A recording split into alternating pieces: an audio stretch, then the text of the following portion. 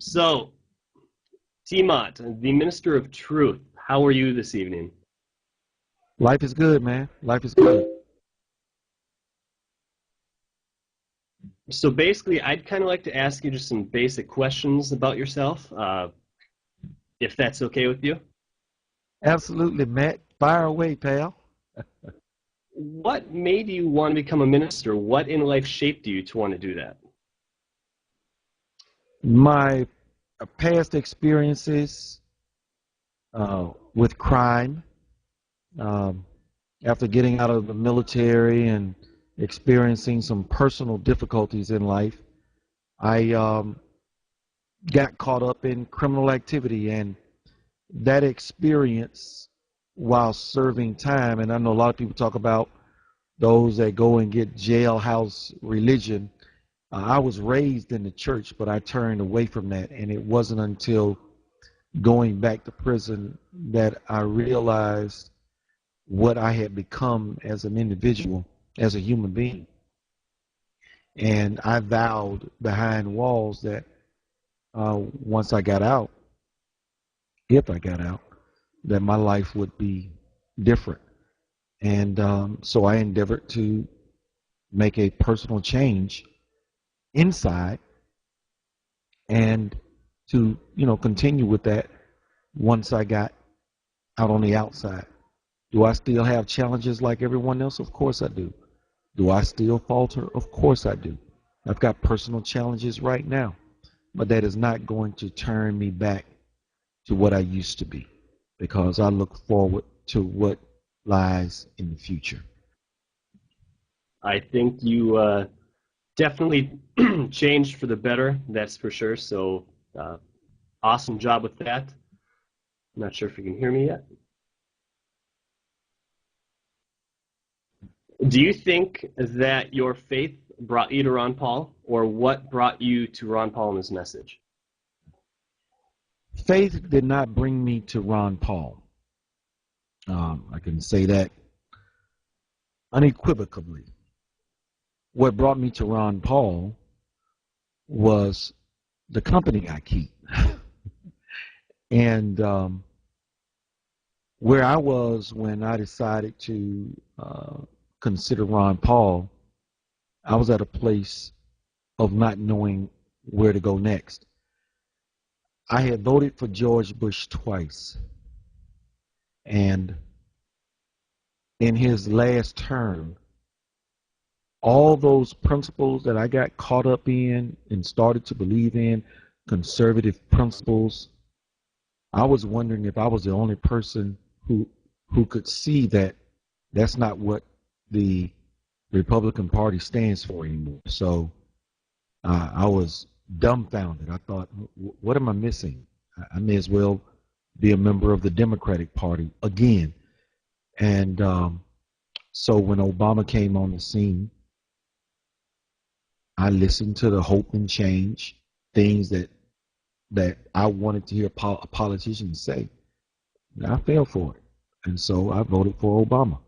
And a year and a half later, I repented of that decision. And that's when I came to the awakening that both parties were of the same circus. They just traded clowns. And a buddy of mine, Michael Jamsmith, said, Derek, check out Ron Paul. Because I expressed to him, I said, man, I don't know what to do next, because there is no one. So check out Ron Paul, check out Ron Paul, check out Ron Paul, check out the Libertarian Party. I told him I'm not interested in the Libertarian Party. Check out Ron Paul. I say, isn't he a part of the Republican Party? He says, still just check him out. You'll be pleasantly surprised. I don't want to spoil it for you, but you got to go read for yourself. So I started researching Ron Paul and finding out why they called him Dr. No was the biggest eye-opener. Here's a man who for 30 years, 34 years, has stood strong on constitutional principles, never wavered. When I would preach, I would tell people, when they would ask me, well, you were down there, I saw you down there at Dudley's. And Dudley's is a bar. I say, I have the ability to walk into a room and not become like the room. So I can walk into Dudley's for whatever reason I choose, and the way I went in is the way I'm going to come out. If I go in alone, I'm going to come out alone, not with some woman hanging off my shoulder like a cheap suit. So that is, to me, the hallmark of an individual, one who does not change because of the surroundings. In other words, becoming worse than what he was before he was, surrounded by uh, others that may seek to have him do wrong. So that impressed me about Ron Paul. And then I investigated the charges of racism. Even if Ron Paul did write those letters, the things that I read, from my point of view, they were not racist. See, I'm one of the few black people who call a spade, pun intended. Um, I don't worry about the KKK or a white man home invading me or carjacking me. Uh, the chances of that happening to me is going to be more likely at the hands of another Negro. So, I keep things in proper perspective, and being that I recognize that it's my duty to speak the truth about it. And the things that I read or the comments in those letters by the guy who actually wrote them, he was talking about how to protect yourself in an urban environment. Well, hell, if you live in an urban city, you need to know how to watch your back, because if you don't, you might find yourself a victim. So that being said, and I'm not saying that Ron Paul wrote the letters, there was nothing really racist about the letters. But because of our political correctness, we have allowed the media to take anything that anybody might say that might be disparaging towards one group, because we all caught up in the group dynamic, and use it to start labeling people as racist. And what surprises me about white America is that they are so afraid of being called a racist that they cave in and will not speak the truth. And that irritates the hell out of me, because, Matt, white folks are the ones that are going to have to make the difference in this country, because I'm going to tell you, the Negroes don't have the numbers to make the difference. Now, I know people talk about where there's some areas where blacks make a difference, but that's mostly at a local level. But on the national level, this is something that, for the most part, white folks are going to have to turn around. People like me, blacks like myself, all we do is simply sweeten the pot, or, add a little more fortitude to it, or, a little backup. But blacks don't have 13% of the total population of the U.S. Man, we ain't finna change nothing. White folks are gonna have to wake up and smell the coffee on this. But I know I got off point. But so after going through all of that, researching Ron Paul, realizing that this is a man who has not allowed himself to be compromised by party politics, a man who has the experience and the insight to realize, well, okay, well, I tried it in the libertarian movement, but because our system is so corrupt, I know the only way that I would have an opportunity this time around, I needed to get into the Republican Party. See, seeing all of these things just helped me to see the brilliance of this man. And I said, this is the man that I want to pattern my political ideology after. Because if I can stand on my principles no matter what, then I will be saying more than anyone. And the thing that people miss that Ron Paul has accomplished, because many folk are quick to say he has accomplished nothing, Ron Paul has shown us that it is possible to go to D.C. and not be compromised.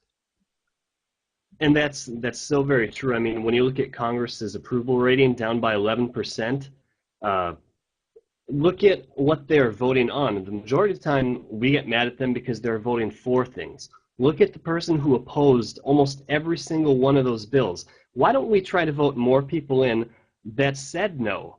Because maybe saying no is better than saying yes. It's almost like how a parent can spoil a child, and you get that child dependent on you saying yes all the time, and then you just keep going. It gets worse and worse and worse.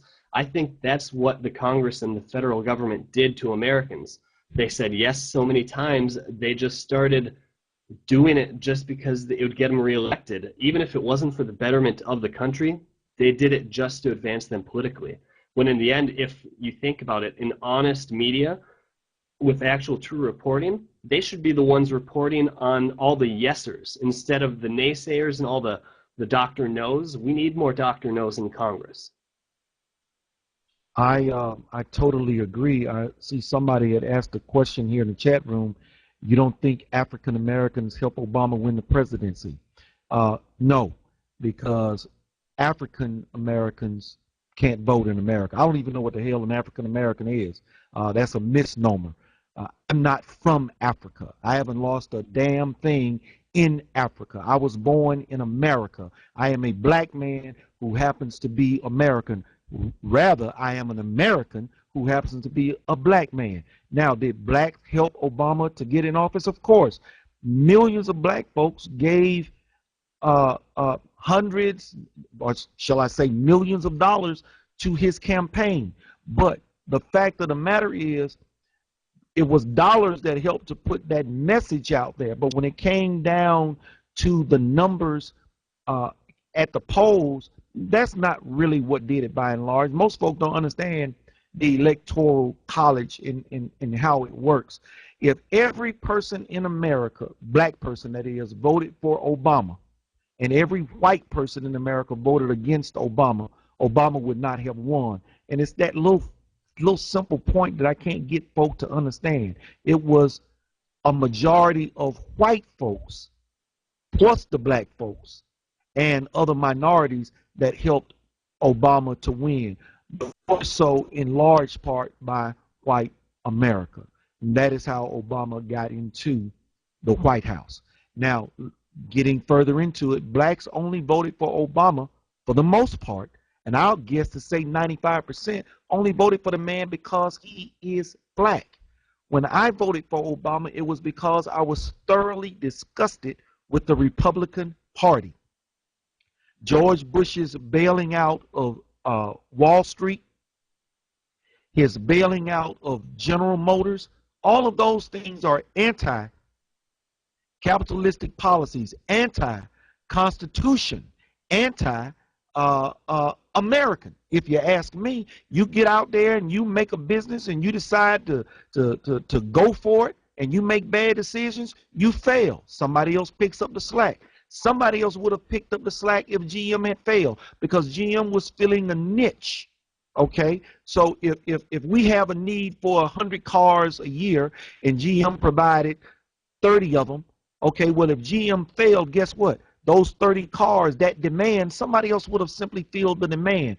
And why we have forgotten those basic principles of capitalism is beyond me, but that is all a part of where the Republicans and the Democrats are. They feel they have to think for us.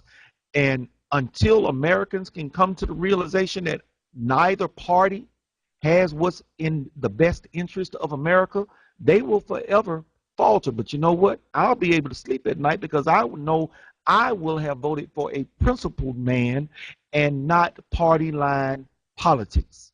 So no, black folks, for the most part, you may as well have stayed home if you didn't vote for Obama based on principles. When I voted for Obama, again, it was based on principles because I wanted to see real change. When that man started talking about transparency, no more backdoor deals, man, I bought that because that's what I wanted to hear. But I had been ignoring Ron Paul for the last 34 years. Had I heard Ron Paul saying those things, Matt, I don't for the life of me know where the hell I've been for the last 30 years. Okay, cause I feel the same way, man. I almost fell on the same train and voted Obama. I mean, I donated to Obama's campaign. That was the first time I became politically active just because my grandparents actually kind of got me into politics. My grandpa was just a staunch neocon, loved Bush, loved all those people. Then my grandma is just as liberal as it can come. So I would always learn from them. And I kind of sided that my grandpa lost the majority of the arguments with my grandma, so I thought my grandma had to be more correct than him. So I kind of listen a little bit more, and I started forming my own opinions. But then when Obama came in, he said so many things that we actually needed, like all those things that you're talking about: transparency, ending the wars in Iraq come day one, shutting down Gitmo, all these great things that if he actually would have accomplished the things he campaigned on, he would have been one of the better presidents we've had in the past 25 years. So Obama's campaign did a great job selling him. Unfortunately, the product that we purchased is not what we ordered. So it's kind of, we got screwed out of a deal. But that's in the past. TMOT, I want to talk to you about ground wars and how we can get involved in it and what other people can do to help just grow ground wars as a group. Okay. Ground wars, the ultimate goal for it is to make moot party line politics. Well, what are party line politics? Party line politics are the things that my mother still is engaged in. My father used to be engaged in. That's where, if it's not a Democrat, I'm not voting for them. They only show up if it's to vote for a Democrat. It doesn't matter whose name is on the ballot, that's what you vote for. I learned of that early on. You vote party line, period, because these are the ones that have your best interest at heart. It was a rude awakening for me to find out that white people were the same way. And when I realized that white people were the same way, I was shocked, because as I moved more into getting involved in politics, and I started seeing what was happening, I realized that the Tea Party movement, many of those folks within the Tea Party movement, and some say it's because they were co-opted, but when I had a falling out with the Facebook Tea Party, it was because I was not walking in lockstep with their ideology, not the ideology of constitutional principles. Because anybody who stands behind Mitt Romney, you can't be a constitutionalist. It just does not mix. And so I don't know if the people are just damn stupid, or if they just can't comprehend what constitutional principles are all about. So the goal of ground wars is one, to make moot party line politics. Well, how do you do that? You start looking for individuals at the local level that stand on constitutional principles, and we support them. The only difference is, if somebody is running, let's say, for the 4th district here in Georgia, like Greg Palin, or the 5th district, like Charles Gregory, we promote him nationally and get people to contribute to his campaign nationally. If we have 100 people from all 50 states to contribute $10 to his campaign on a local level, that makes a big dent. When we start putting in individuals at the local level into office, and I mean school board chairmen, our senators, our congressmen, people we send to Washington, when we start building this base of constitutional minded individuals, when they do go to Washington, guess what? People like a Ron Paul will have somebody to work with. And then we ignore the party. See, two things. One person told me, well, wait a minute, you're interviewing this guy, Kurt Haskell, he's a Democrat. See, that's already an idiot that's caught up in party line politics, okay? Because the man is an idiot. The man said, I support constitutional principles. Well, I wanted to hear what he had to say. This is how you know where a person is coming from. See, we're so used to letting the press, mainstream media, vet our candidates for us. We don't take time to find out for ourselves. But I want to ask him. I want to get it on the record, get it recorded, so when he goes to Washington and does something contrary to what he said he would do, I can then stand up and say, you, sir, are a liar. Okay, here are your words. You want me to play it back for you? All right, that's what we need to be able to do. We need to vet individuals ourselves. So we need to start doing this at the local level, because if Ron Paul went to Washington right now, Ron Paul is going to meet gridlock. The only power Ron Paul will have will be that of the veto. We would still have to start replacing the bastards in both the Republican and the Democratic Party. So Ground Wars is about giving a platform starting at the local level, the grassroots level first. Okay, because I believe in a bottom-up method of building. You build your foundation, and then as you build your foundation, you can stack precept upon precept upon precept, and nobody can come along and blow you down. See, anything built on a lie can't stand, but when you build on truth, that is what you get. So that is the purpose of Ground Wars. And how people can get involved: you need to start telling the people that are running in your area, your districts, your counties, your states, they need to interview on Ground Wars, so that Ground Wars can get behind them, not only in putting the word out there so that people can come and find out what it really is you are about, but so that we can support you financially, because it takes money to run a campaign. And Ground Wars is committed. We're not in this to make money for ourselves. We're in this to put money into the campaigns of individuals that would serve. I didn't say people that would be great. I said people that would serve, because Jesus Christ said, he among you that would be great, let them first, you know what I'm saying? Let them first serve. And our congressmen have forgotten we the people. When they go to Washington these days, they go to rule, not to serve. That's so true. That's kind of why we only have one statesman, and that's what Ron Paul is. He's a statesman and not a congressman. He goes there and he represents the people. Basically, I've had the same philosophy as you for a long time.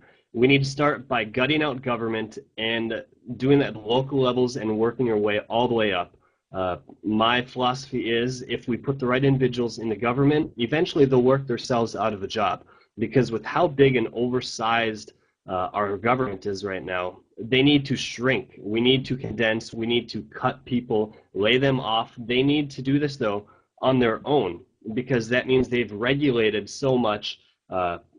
Hopefully they lose all their powers, and it goes back to the people. If the people have the power, that's when the government fears us. But when the people fear the government, there's tyranny, and that's what I believe we're really starting to slip into.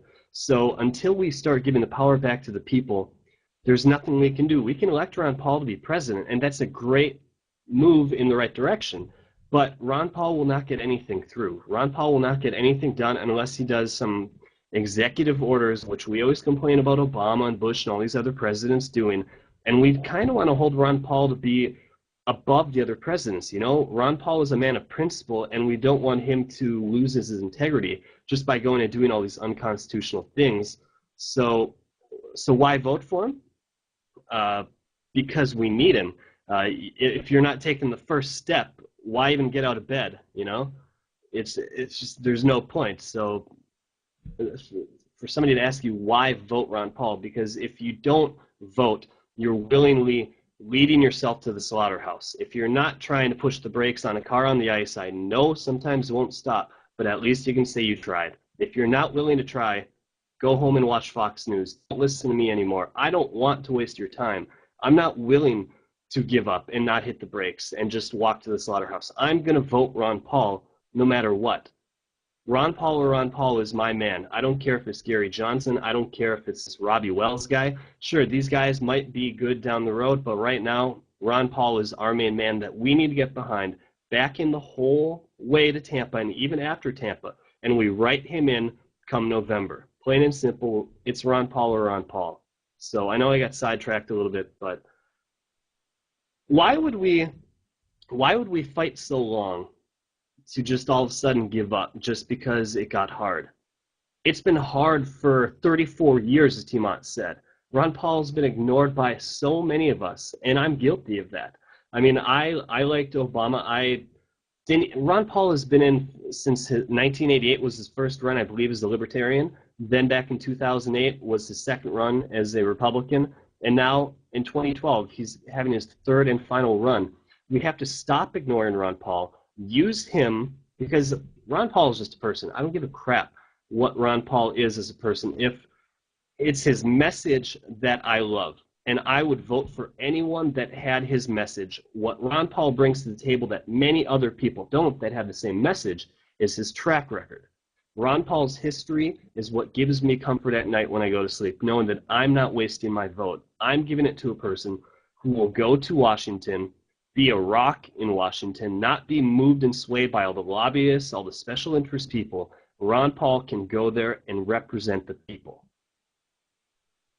You're absolutely right. You made a couple of great points, and I want to just highlight one of them, if I may. You said, what's the point in getting out of bed if you're going to work this hard just to quit? I don't know what it is in human nature, but we as people, when we tend to think that things are not going to go the way that we want it, we want to lay down and quit. And what I try to remind people of all the time, nothing is ever as good as we want it to be. And I know some folk are going to say, well, yes, it is. I went and got this and said, trust me, anything in life, you can always find something that might add something to it. In other words, everything that you have, well, if my wife weighed 10 pounds less, you get where I'm coming from. So my point is, we can always come up with something to make it better than what it was. Well, with that being said, Ron Paul might not make it to the White House, but that does not mean we quit. I still look at what Ron Paul has brought me to today. Now, there's still going to be somebody like, why are you saying Ron Paul won't win? I didn't say Ron Paul won't win.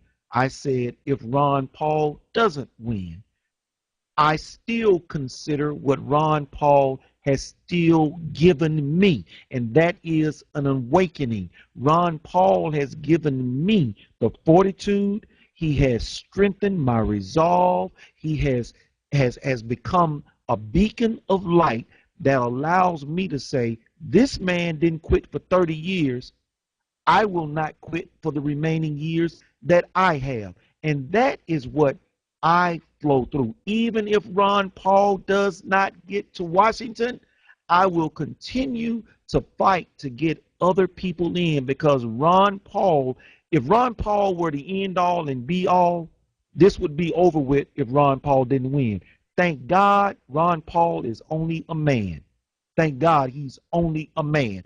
All men are created equal. That means there are other men out there that are like Ron Paul. If I may quote Jesus Christ, he said, you shall do greater things than I have. And he raised the dead. So there are other folk out there that we need to be getting behind that will go and do the things that Ron Paul has set in motion. And the other point that you made, Matt, about how we do with our children, we can spoil them. We need to say no sometimes. You are exactly right. What we have done to America by not saying no, and trust me, there was an agenda behind it. By not saying no was to get people hooked on the teat. Okay? That was by design, because once you hook people on the teat, always bringing it to them, what motivation is there for them to get up to go and produce their own milk, as long as somebody is going to continue to bring it to them? So you made a couple of good points, and I just wanted to, expound on them a little bit. Well, we got like 5 minutes left. I know I had somebody ask a question earlier. They want to know if you have room in your car coming down to Paul Fest. I can't remember who it was, but they said they'd love to record a video with you in the car on your way down. Who was that?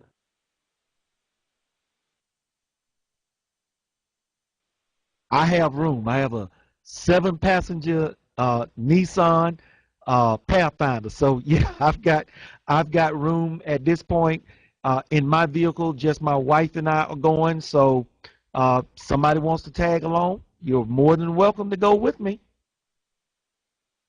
TMOT, what's the best way for people to reach you? Facebook or on YouTube? Let's get your link up there. www.tmot.net takes you to everything I've got. My Twitter, my Facebook, my Fans of TMOT page, and my YouTube account. So if anybody want to find out anything about me, they can go there. There's also a contact page if you want to send me some information. Just click on contact me, fill out the information, and I always respond to my emails. I don't always respond to comments on YouTube because I just get too many. But people that reach out to me on Facebook and on my Fans of TMOT page or on my email, my website, I get back to them, and because it's all about building relationships. Don't send me nothing saying, hey TMOT, send me a friend request. I ain't gonna do it, okay? Also, just an FYI for everyone, TMOT and their band is playing at Paul Fest on the 25th. Then he's playing at the Ron Paul Rally on the 26th. On the 24th, he's playing at Ron Paul Stock in Georgia. And on July 21st, he's playing at the Protest Against War in Charlotte, North Carolina. So if you're in the area around there, be sure, well, of course, the majority of you guys here are going to be down at Paul Fest and going to the Ron Paul Rally. So we're going to see TMOT play at least twice, which is pretty cool. I see that you're a bass player, if I'm correct. Yes, I play bass and the lead vocals, and we do mostly Jimi Hendrix. But what we've been doing to celebrate Ron Paul, I've been rearranging rewriting the words to some songs to exemplify what Ron Paul has been about. Like I Won't Back Down, Tom Petty. When we do All Along the Watchtower, by originally written by Bob Dylan. But Hendrix's version, Outside in the Cold Distance, Ron Paul did Growl. So, those are the kinds of things that we do, and we really have fun doing it. Well, TMOT, Mr. Derek Grayson, I appreciate you coming on my first show. I think you definitely gave it the boost and the zest that everyone needed, for sure. So I thank you, and I look forward to having you on here whenever you have time. Matt, anytime. Matt, on our Ground War show, we've got one slated, but in the month of August, I would like for you to co-host with me. Count me in, man. Count me in. That sounds awesome. I mean, we got the same philosophy, so it's like our minds are connected. We think the same, so awesome. Thank you for coming on tonight, and look forward to seeing your videos tomorrow. I'm sure I'll see 2 or 3 new ones. You most certainly will. You take it easy, and the rest of you guys, enjoy you, love you. Hey, listen, I said I won't send a friend request, but if you send me one, I'll accept. TMOT out, folks. Bye, TMOT. All right, and now our second guy, Mr. Kerry Korn. Let me give out a link really quick. Kerry, how's it going? Hey, it's going great. Hopefully all the sound is good and the tinfoil hat's not getting in the way of our broadcast. Sound good to me, man. Hey, you know what? While you're doing that, I gotta tell you, it's really awesome to be on the show. I've been following your stuff on YouTube for a while, and to follow you and TMOT, man, I got my work cut out for me, brother. Oh, I think that you like to just make me blush, but anyways, I want to talk about your show. This is something new. I haven't heard it very much. I've heard a couple shows that I looked up today. And tell me about your show. What got you into radio and politics, basically? What got you so active, basically, about this stuff? Well, it actually kind of started out as a joke. I have a friend of mine who lives back in Denver, and his name's Justin, and he's of a unique political philosophy. He's what they call an anarcho-communist. And we cracked a joke one day that, we should start a TV show called The Commie and the Conspiracy Theorist. Next after Perfect Strangers, The Commie and the Conspiracy Theorist, must-see TV, right? And we stumbled upon Blog Talk Radio and, kind of, that whole, should we go ahead and do it anyway? All right, well, let's do it anyway. And that's really what started the radio show stuff. And the early shows are really hard to listen to. Yeah, I can't even begin to tell you how bad they are. It really sounds like two guys just griping over a telephone at one another about what they saw on TV. That sort of thing, bad. But you kind of build a repertoire. You kind of get a persona, and we adopted the names really that had been used to discriminate or smudge our political philosophies. I've been called a conspiracy theorist, a black helicopter guy, tinfoil hat, so I adopted it. It's on the head, Once it's there, go ahead and call me that, and then let's get to the message.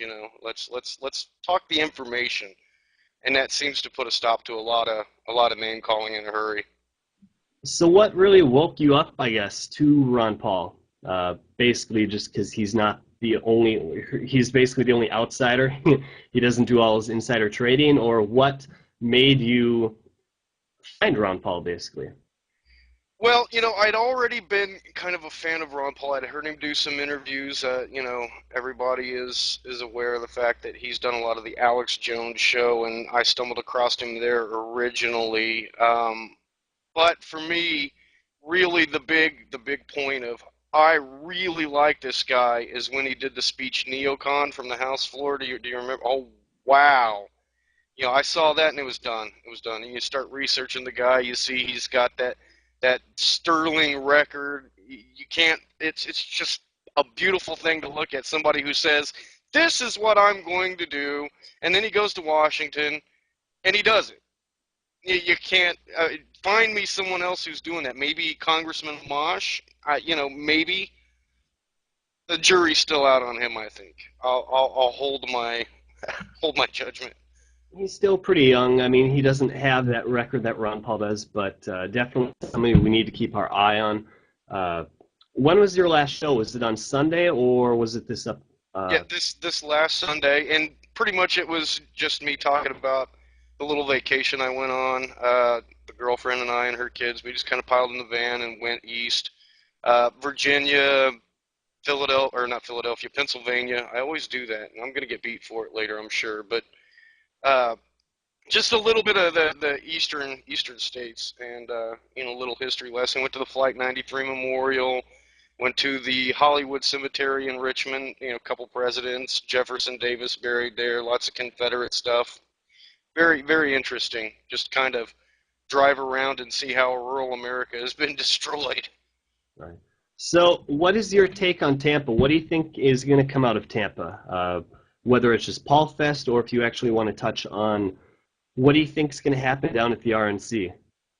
You know what? I really hope that the two, are related to one another. And I'll tell you what I'm thinking. You go down and do Paul Fest. And from the moment it was conceived, I've been promoting it. I've had the lady Susan Wolf on, who's the coordinator for the travel and all of that.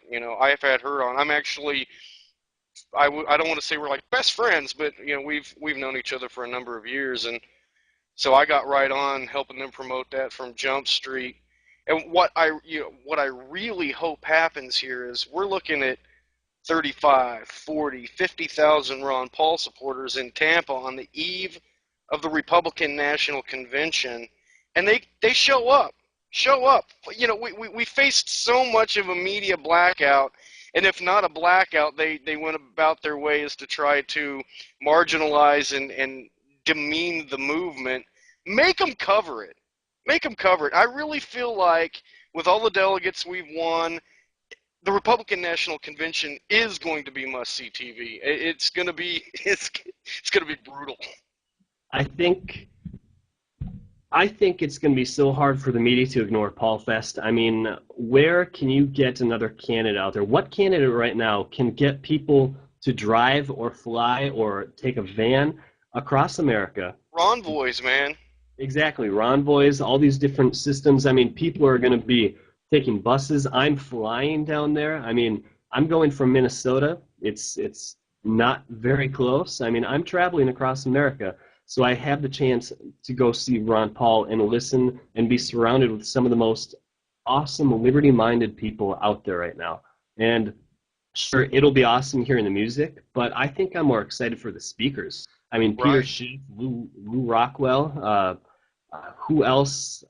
I know that there's a couple other pretty big names out there that are going to be speaking, and I think just being in that kind of energy, I think that it'll make so many people feel better. The energy of kind of coming back into you, it'll almost be like spending a weekend at a spa. I honestly think that once you leave on the 26th or 27th, you're going to feel alive. You're going to feel like a new Rejuvenated. person because that's what America should feel like.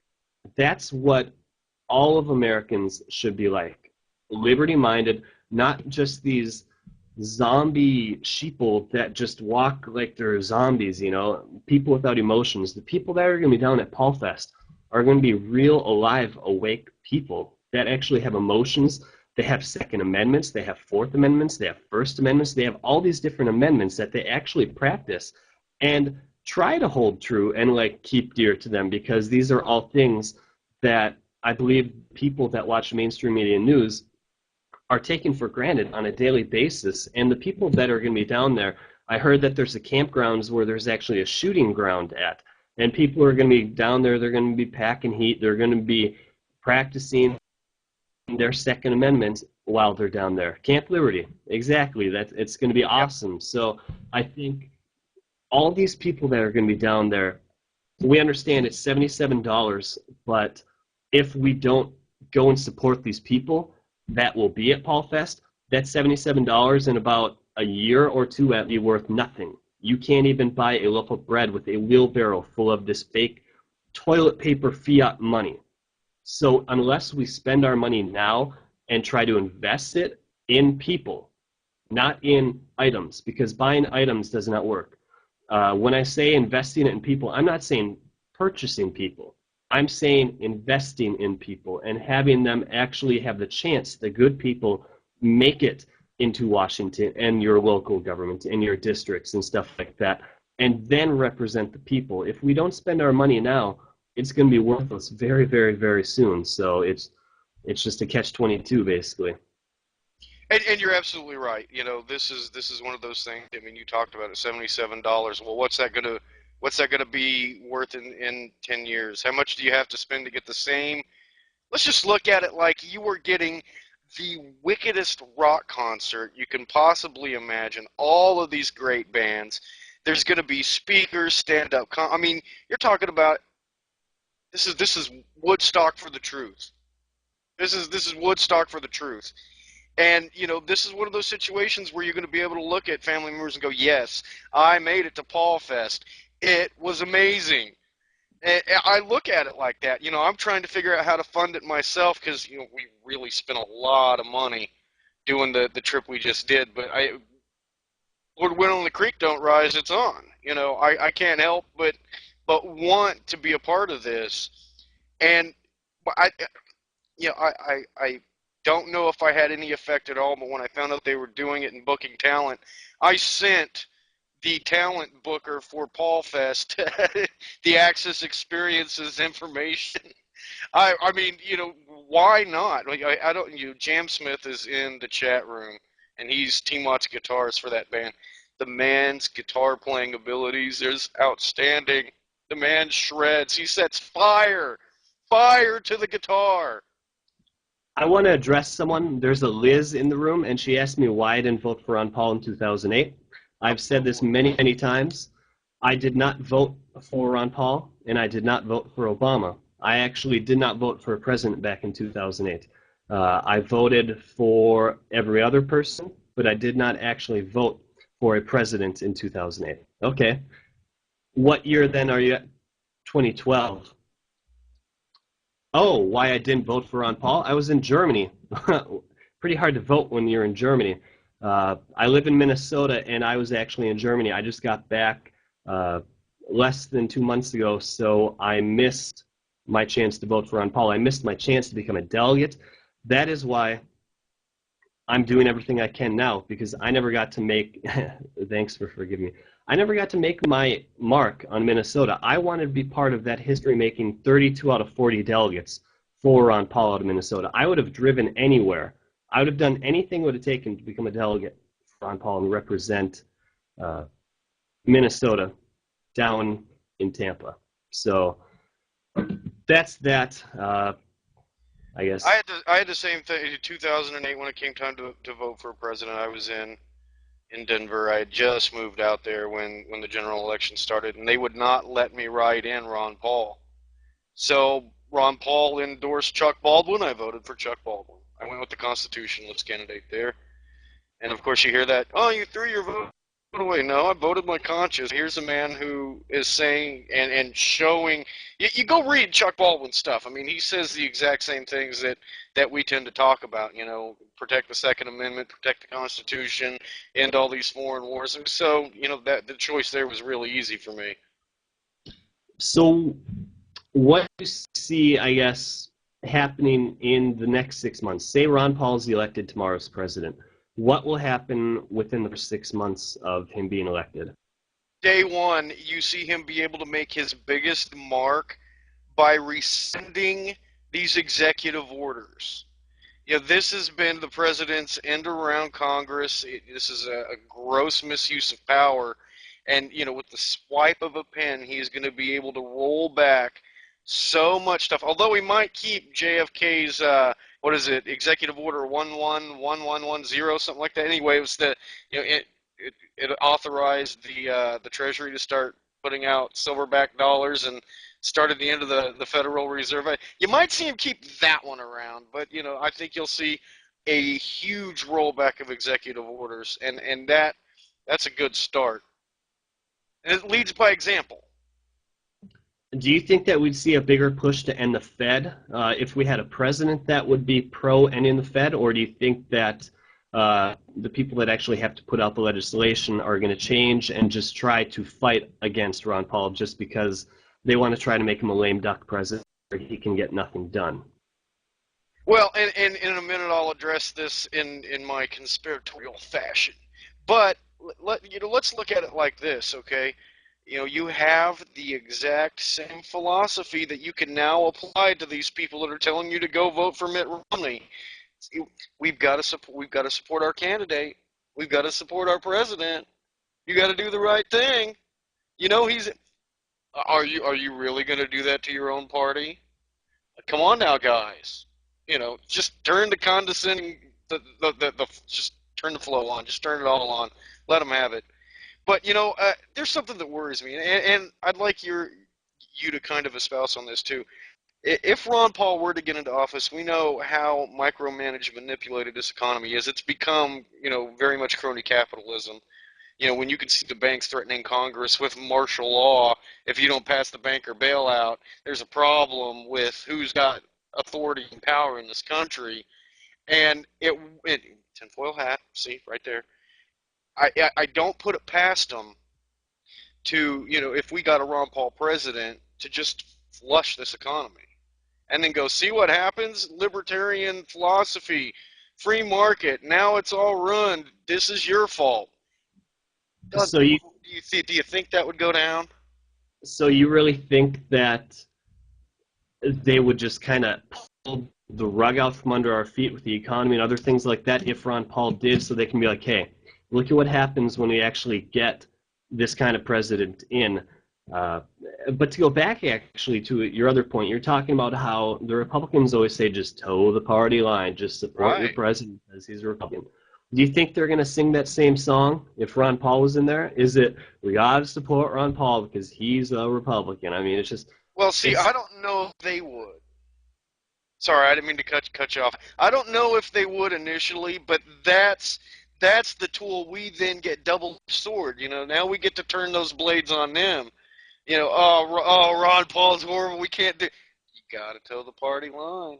He's your president. Are you really going to do that to your party? Are you going to? I don't think you want to be responsible for that. Do you really want 4 more years of Obama? Do you really? Ron Paul, guys, come on now. Yeah, I mean, we'd like to try to stay above their rhetoric, but yet at the same point, I think I would be in such a great mood after getting Ron Paul elected. I think I would break down for a day or two and probably stoop to their level and be like, hey, come on, toe the party line. You remember? I mean, we did this for you. We elected Bush 2 times in a row. I mean, now it's your turn to pat our back, I guess. So basically, right now we have about 8 minutes left. I kind of want to open up the room for questions if you guys want. Yoan, you there? If you want, somebody could hop up, do video question if they want. But if anybody has any questions. Yeah, I'm open for anything. You know, I've got a, I'm as long as I know what I'm talking about. I'm not afraid to mention if I'm speculating or if I'm actually wrong about something. So, swing, bring it on. It'll be great. Hey, Charles, what's your question?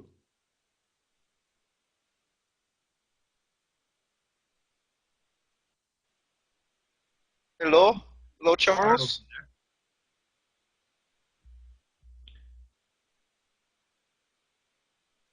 Who do I think is going to be Ron Paul's VP?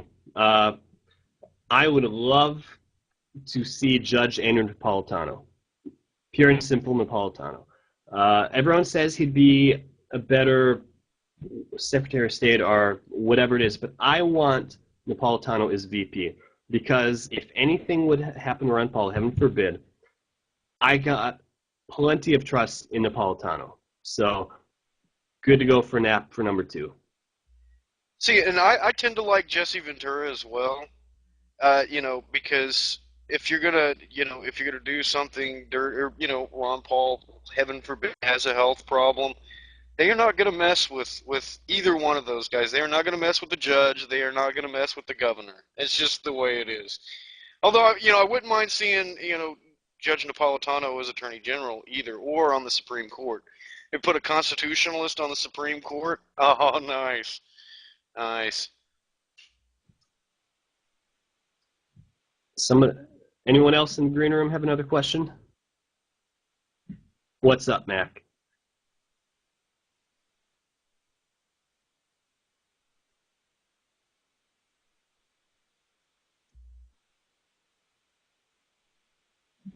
Anybody? Sorry, what do you mean by speaker?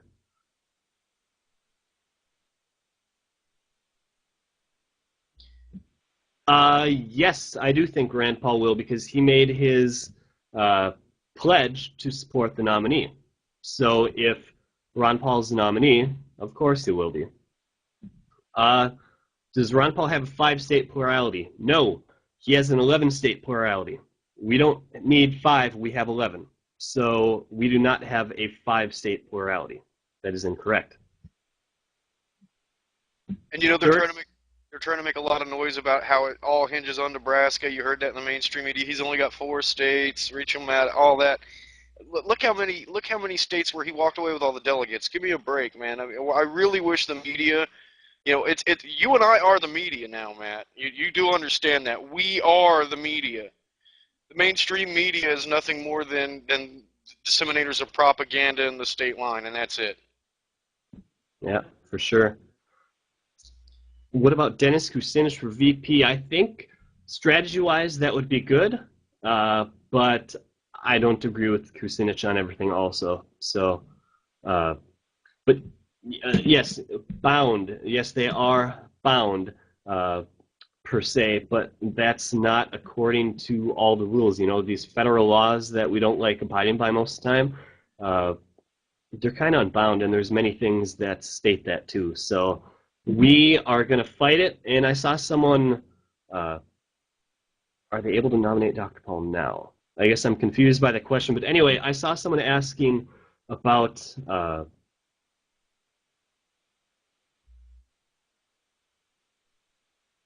how powerful is this movement? This movement is as powerful as we make it because it's us that's Right. the movement. It's not something that we have to go out and buy. So it's basically is how active do you want to be? That's how powerful we're going to be. And you got to look at it from a point of view of it's each individual's effort applied to the whole movement. This is not, you know, oh, we're a group. You know, we're not looking for special favors.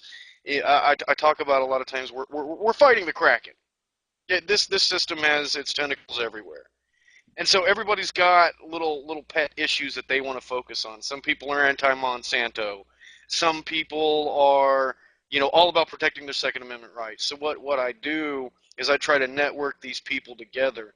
You may not think Monsanto's that dangerous, but support these people when they go out to do activism against Monsanto, and they are more likely to return the favor when you go out to protest some sort of, gun control law. That's true. As for people saying, can we nominate Ron Paul now? No, because technically no one has won a state yet.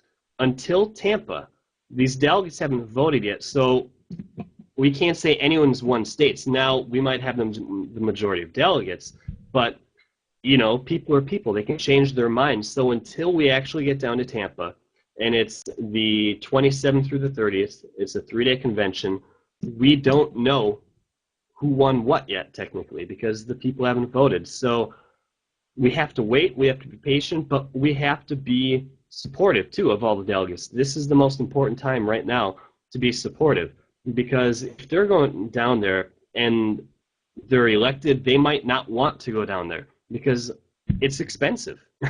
Not everyone lives in Florida. Many people are represented. There are 50 states represented, plus I don't know if the territories like Guam and stuff like that send their delegates there. They probably do.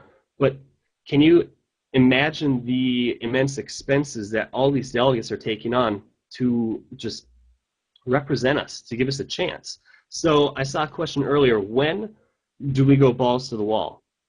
If you're not going balls to the wall, you're just spinning your wheels. You need to go full speed. Don't just go in first gear. Go as fast as you can, as hard as you can, waking up as many people as you can to the movement, because you don't know when it could be your last chance to wake someone up. So I say you go balls to the wall 100% of the time.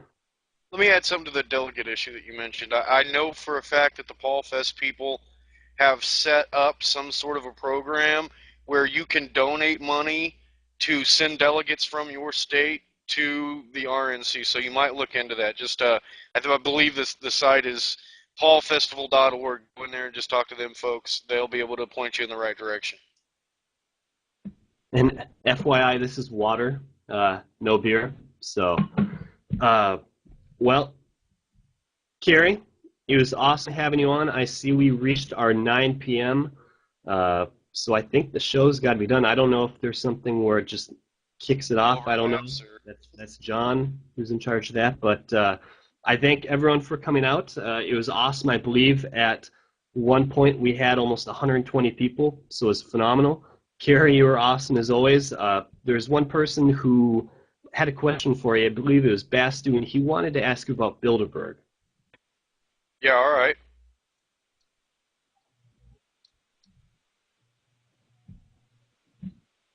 Let's see if he has the question. Mac, you can ask your question while Bastu is typing. Can you hear me? Yeah. Can you hear me right now, sir? Yeah, yep, we can hear you. Okay, thank you.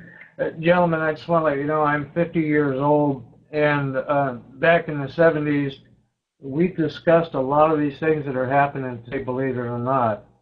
And I wanted to let you know that this young group that you all are in is really is waking up to a lot of things that we've known for years. I remember being 10 years old, 11 years old, something like that, and sitting in on a John Birch meeting, and I'm going to tell you, it wakes you up. And we couldn't believe it at that point because we were talking socialism and communism and you name it. And people weren't listening to it.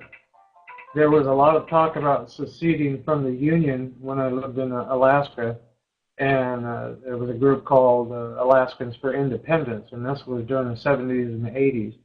And anyhow, a lot of people are concerned about the government. They always have been, but this is just proving, without a doubt, that what my parents had warned me of is actually happening. And I have no doubt, my friends, that it's going to be a rude awakening. And I've been told by people, well, geez, it's never going to happen in the United States. And I said, well, wait until you get a Russian bayonet stuck up your ass, and then you come coughing to me.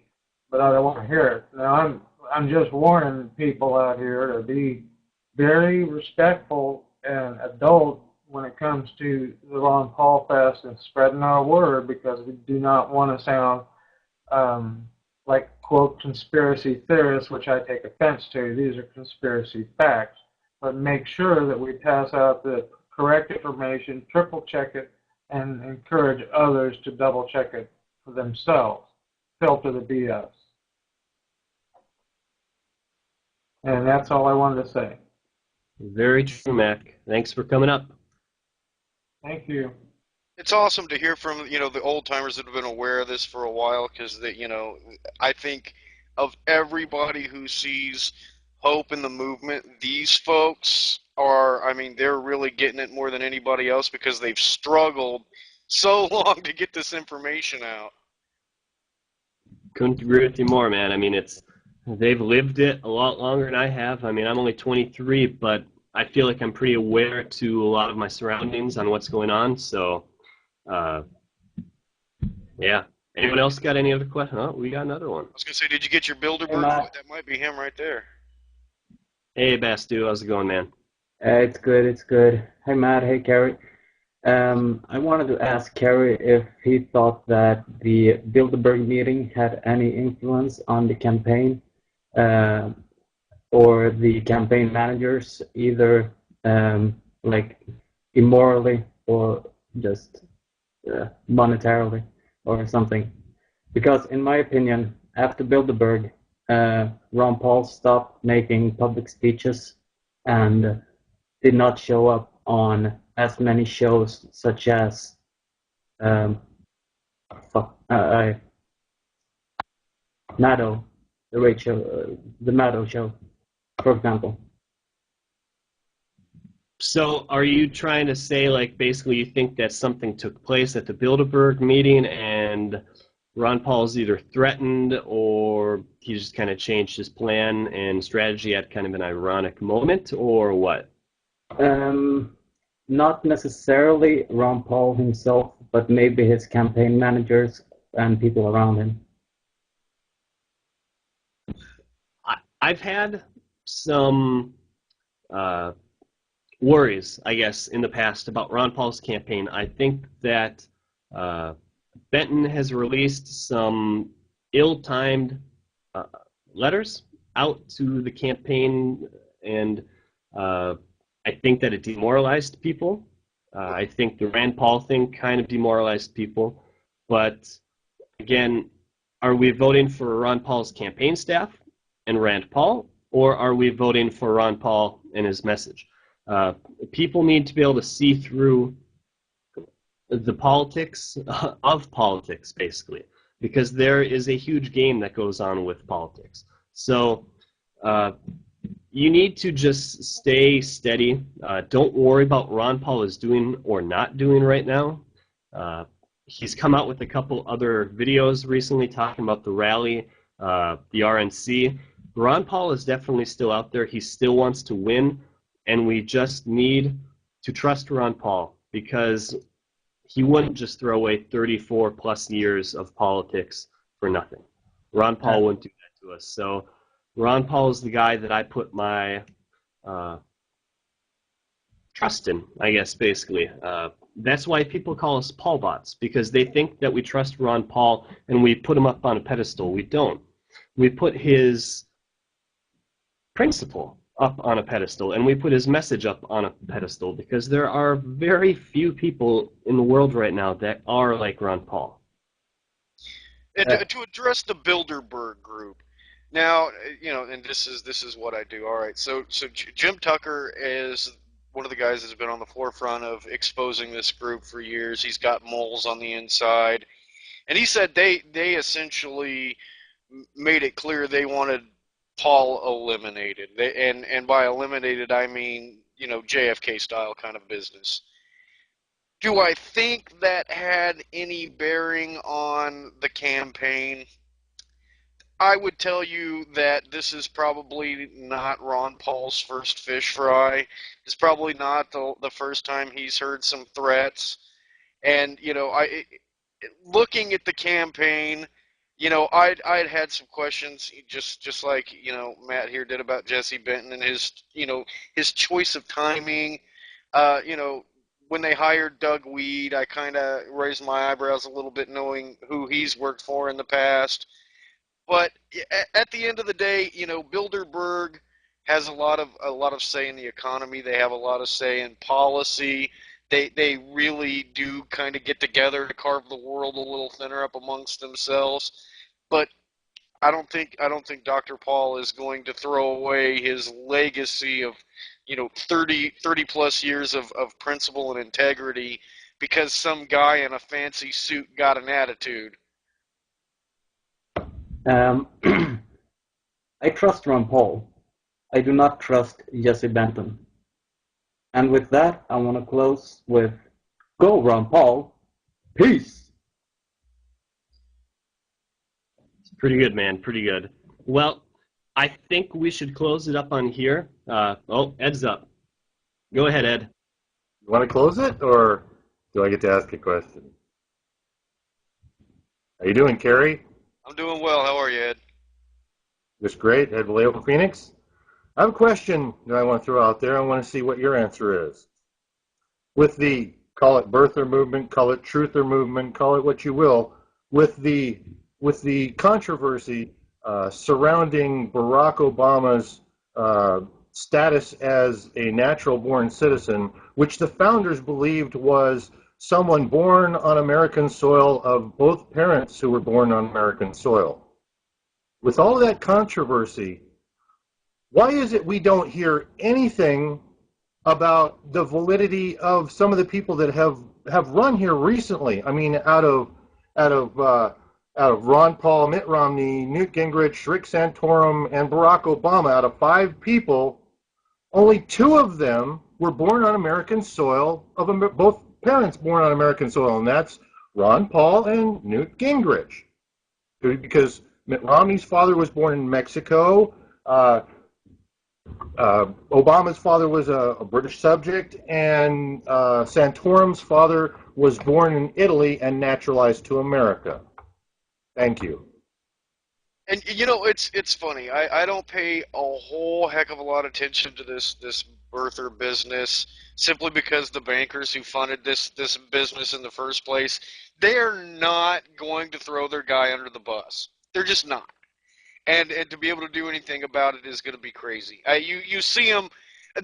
Just recently, they had the lawsuit about him being on the ballot, and his own lawyer said, yeah, that birth certificate is fake.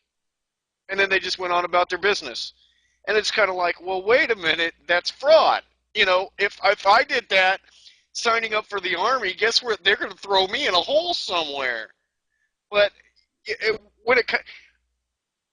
look at it like this. When you get into the conspiracy-minded folks, they will focus on a specific topic with tunnel vision a lot of times. I run into this a lot. And in this case, I mean, it is all about Barack Obama. They're not going to talk about John McCain and, being born, I don't know where he was born at, but they made a lot of stink about it not being actually on American soil. But it ended up being like a military base, I think. But, at the end of the day, you're right. A lot of these guys have parentage that are, were born elsewhere, which makes them not natural born either. Good luck getting the mainstream media to do anything about that. You think Fox News is going to mention that Mittens Romney's daddy is a Mexican? I don't think so. I think it's one of those deals where they pick and choose what laws they want to enforce and what rules they want to enforce. When it's their golden boy, nothing's going to happen. But if Ron Paul had a parent that was born in Canada, Ron Paul would not even be able to be considered. And I guarantee you'd probably see all the other presidential nominees, their records, their birth certificates, all that other history would be sealed. It would be gone. You would not be able to find out any information unless you had a physical copy of it before. So that's my kind of theory on it. I think that rules are only for people who don't have friends in the higher-ups, for the normal folks like us. Those are who rules are for. Right. And laws and stuff. So No, I honestly don't it doesn't raise any eyebrows when somebody tells me that Mitt Romney is illegal to run for the presidency or Rick Santorum, because all it is another person other than Ron Paul. So anyone but Paul is the GOP's motto. It's stunning to me how frightened the GOP is of this man. I expect the attack dogs to come out from, the liberal left of the false left paradigm, but man, they did everything they could to destroy Ron Paul in the GOP. Crazy.